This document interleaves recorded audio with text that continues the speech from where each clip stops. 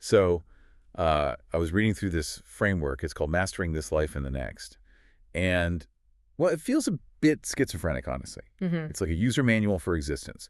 But page 1 screams at you to build everything up, habits, structure, all of it. Right. And then page 2 just tells you to burn the whole thing down. It creates this immediate cognitive dissonance, doesn't it? It really does. We usually see success and spirituality as totally separate things. You're either the CEO with the perfect morning routine or you're the monk on the mountain. Exactly. But this source says you have to be both, just, sequentially. Right, it's a timeline. So I guess our mission for this deep dive is to unpack that paradox. Why build these incredibly rigorous structures now if the whole point is to dismantle them later? Well, to get that, you have to start with the first pillar, the power of habit. And the source isn't just saying, habits are good. No, it's making a very specific claim. It's saying habits explicitly outweigh talent and even willpower. And it's all about the energy cost. This is just the biology of it, right? We love this myth of the genius or the person with an iron will, but the reality is that making decisions is it's biologically expensive. It burns glucose. So if you wake up every single day deciding to work hard, you're burning fuel before you've even started. That's the friction it talks about. The goal isn't just to do good work. The goal is to make excellence automatic. I like the analogy it uses. The sunrise one. Yeah. The sun doesn't need a pep talk to rise in the east. It just happens. And your productive life needs to reach that same level of inevitability. You automate the behavior to bypass the brain's fatigue. But there's a trap in there that the source points out, which I found really interesting. It warns against becoming the eternal student. Yes, turn learning into action. This is a direct shot at people who confuse motion with progress. And I think we all can fall into that. Oh, I feel called out here. It's that feeling that if I read a book about the problem, I've somehow solved the problem. It calls that passive scholarship. And the source is pretty aggressive on this point.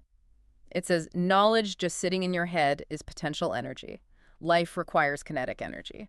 You have to apply it, share it, create the habit loop. Exactly. If you're not producing a result, you're not really mastering the earthly curriculum. You're just auditing the class. Okay, so let's say we do that.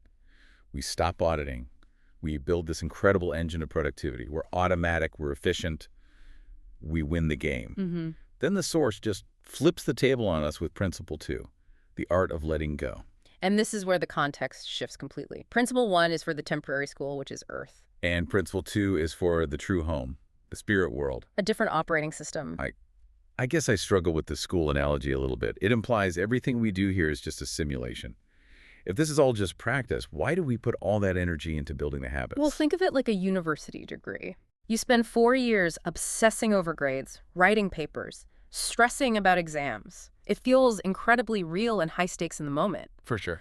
But the second you walk across that stage at graduation, you leave the grades and the papers in the classroom behind. You don't, carry your desk with you. You take the education, but you leave the infrastructure. Exactly. The source says you take the character growth, which you built through those habits, but you must release the worldly attachments. And this is the part that I think really gets to people. Yeah. It lists the attachments you have to cut, possessions, your work identity, and family. That's the one. It just feels cool. I mean, we are wired to cling to our families, and this guide says that to graduate, even those bonds are technically temporary.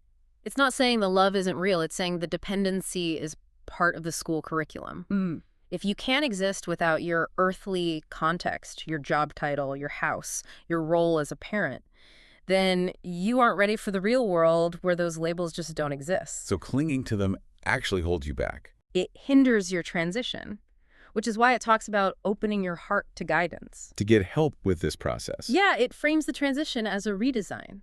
You're redesigning your life for a non-physical reality, and you need guides because your earthly habits, they don't work there. You can't just productivity hack the afterlife. So the habits are like a chrysalis then.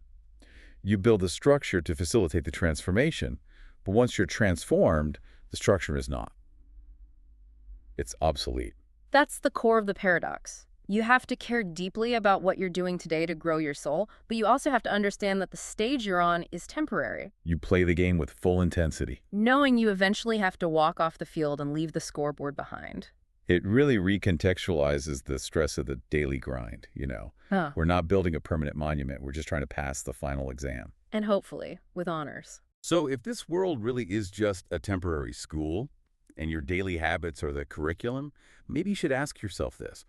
Are your current habits actually preparing you to graduate, or are they just keeping you busy in study hall?